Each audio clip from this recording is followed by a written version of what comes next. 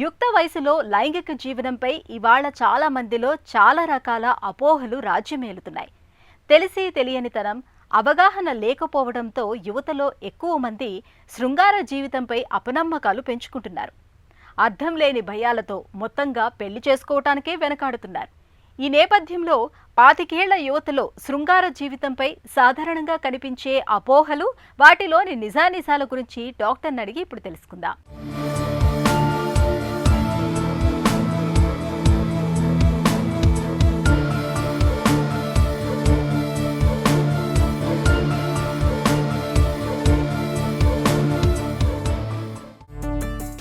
పాతికేళ్ల వయసులో అంగస్తంభన తక్కువగా ఉందనుకోవడం సరైందేనా?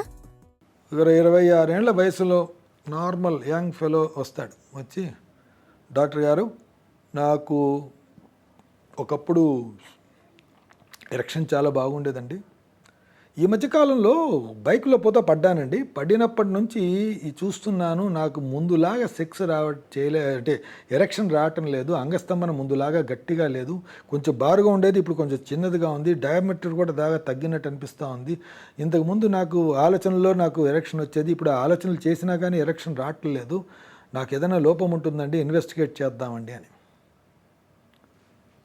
99.9% ఆఫ్ ద టైమ్స్ వీళ్ళలో ఎలాంటి లోపం ఉండదండి, ఎలాంటి లోపం ఉండదు. ఒకటే ప్రశ్న అడుగుతాను, బాబు నీకు పెళ్లి చూపులు ఉన్నాయా అన్నాను. అవునండి మొన్నే పెళ్లి చూపులు అయినాయి, ఒక 3 నెలల్లో పెళ్ళి ఉంది. So this is exactly what happens. ఇది ఏమంటారంటే పెర్ఫార్మెన్స్ యాంగ్జైటీ. పెళ్లి దగ్గరకు వచ్చేసరికి చాలా అపోహలు మైండ్లో కలిగిపోతూ ఉంటాయి. ఏమని, ఏమో రేపు పొద్దున్న నేను సెక్స్ చేయలేకపోతానేమో, నన్ను అందరూ ఎగతాళి చేస్తారేమో, నా పరువు పోతుంది, నా ఇంటోళ్ళ పరువు పోతుంది, ఎందుకు ఊరికే దీనికి, అసలు పెళ్ళే చేసుకోకపోతే సరిపోతుంది కదా, ఆ అమ్మాయి జీవితం కూడా ఎందుకు నాశనం చేయడం. సో ఇదొక కామనెస్ట్ థింగ్ అండి. 20 ఏళ్ళ 25 ఏళ్ళ వయసులో సెక్స్ లోపల రావడానికి ఎలాంటి జబ్బు లేదండి, అన్లెస్ అదర్వైజ్ ఏదైనా జబ్బు ఉంటే తప్ప ఈ ఆలోచనలు అనేది అన్నెసెసరీగా డిప్రెస్ చేసి దీని అసలు మొత్తం కాన్సన్ట్రేషన్ అనేది లేకుండా చేయడం జరుగుతూ ఉంటుంది. చాలామంది దాంట్లో ఇరుక్కొని పోయి ఉంటారు, కొన్ని ఏళ్ళు గడిచిపోతే వాళ్ళు హాస్పిటల్కి వచ్చి ట్రీట్మెంట్ చేసుకోవడానికి. చాలామంది పెళ్ళిళ్ళు కూడా క్యాన్సిల్ చేయడం జరిగింది. పెళ్లికి ముందు పటుత్వ పరీక్ష చేయించుకోవాలనుకోవడం సరైందేనా? చాలామంది అనుకుంటారు నేను దీనికి వెళ్తున్నాను, పెళ్లి చేసుకోబోతున్నాను, నాకు అన్ని చెక్ చేసి అంత నార్మల్గా ఉన్నానో లేదో చెప్పండి. ఏం చెప్పాలి, ఏంటి నార్మల్సీ? ఏంటి నార్మల్సీ అంటే, మీలో ఏమైనా లోపం ఉందా? నాకేం లోపం లేదండి, కానీ మీరు చెక్ చేసి చెప్పండి, రేపొద్దున నేను సెక్స్ చేయగలుగుతానా, నాకు పిల్లలు పుడతారా?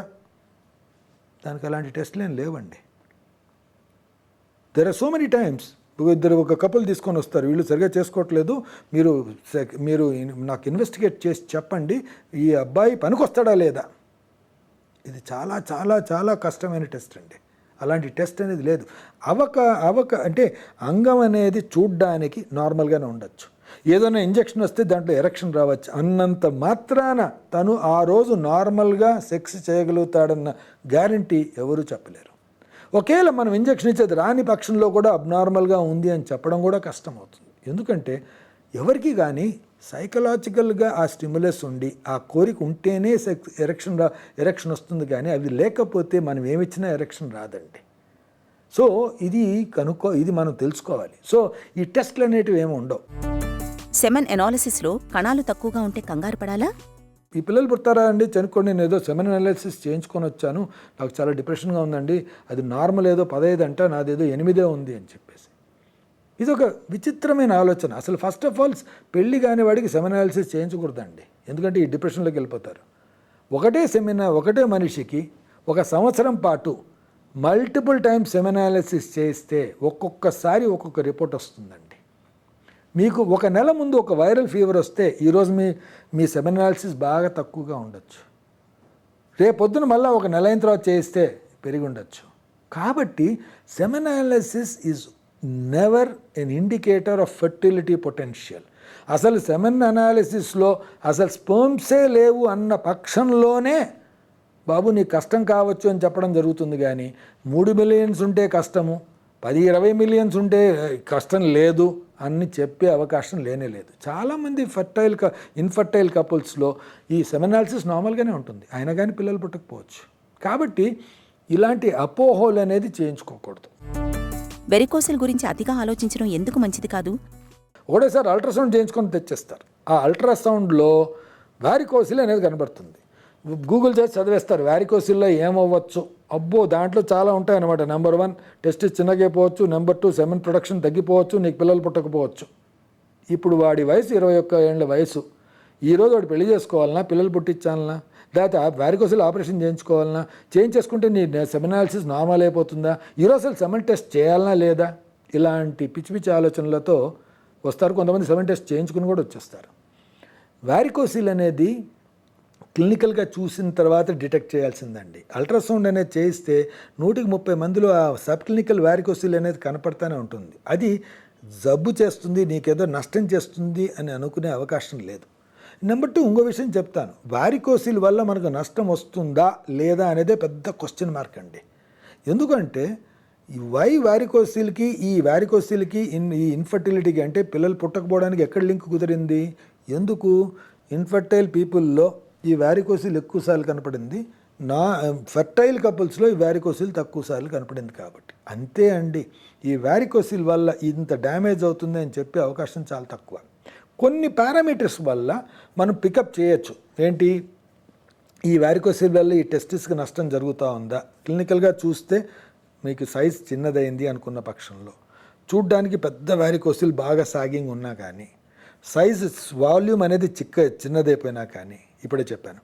దాని తర్వాత కొన్ని టెస్ట్లలో ఆ ఎఫెక్ట్ అనేది కనపడిన పక్షంలో కానీ, అటువంటప్పుడు ఈ వారికోసిల్కి ఆపరేషన్ చేస్తే మంచిది, ఫర్దర్గా దీని మీద ఎఫెక్ట్ కలిగే అవకాశం కనపడతా ఉందని ఆలోచిస్తాం. కాబట్టి పెళ్లి చేసుకుంటున్నామా అని చెప్పి అన్నీ చెక్ చేసుకోవడానికి వారికోసిల్ తెలుసుకోవడం, అది తెలుసుకున్న తర్వాత ఆపరేషన్ చేయించుకోవడం, ఈ చైన్ రియాక్షన్ అనేది స్టార్ట్ అయిపోతూ ఉంటుంది.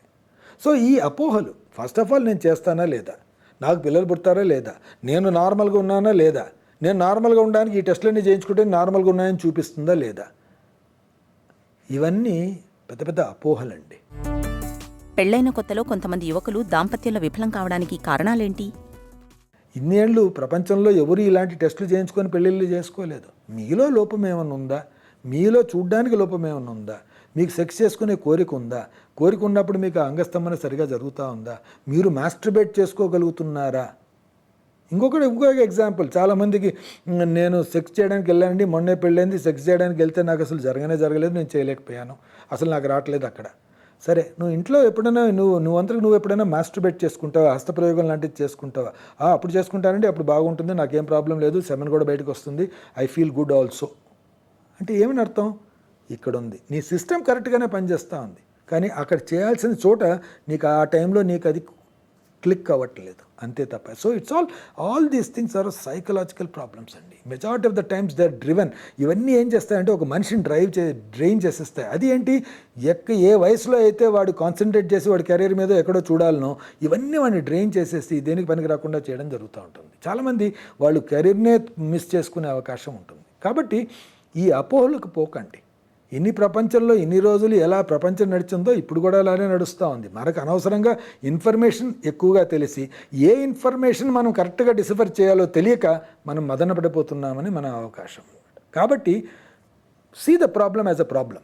ఆ ప్రాబ్లం గురించి చూడండి, అంతేగాని ప్రాబ్లంని ప్రిడిక్ట్ చేసుకొని చూసుకోవడం అనేది చాలా తప్పవుతుంది. యుక్త వయసులో శృంగార సామర్థ్యానికి సంబంధించిన సమస్యల్లో చాలా వరకు మానసికమైనవే ఎక్కువగా ఉంటాయి.